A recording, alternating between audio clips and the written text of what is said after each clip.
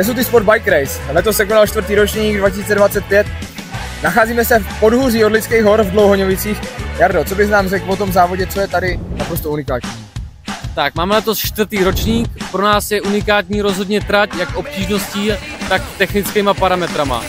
Závodníci zažijou těžké stoupání a super skoky, přejezdy, rock garden, všichni se vyžijou, opravdu ta trať je náročná ve všech aspektech. No a na jaký kategorie, když to takhle poslouchám, vlastně cílíte, protože ta trať je velmi rozmanitá, není na některý moc těžká?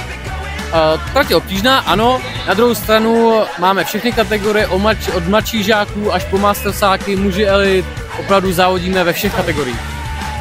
No a co tady na závodníky čeká takového nejzáživnějšího, proč by se měli přijet?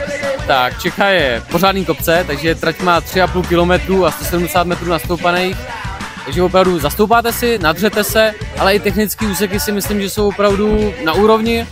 Srovnal bych to s českým pohárem, to, co zkusíte na českém poháru, tady určitě využijete, možná budete muset ukázat i trošku vyšší laťku. No a celkově, když se podíváme vůbec na rámec toho závodu, vůbec jako na klasifikaci v UCI, tak jak se pohybujeme?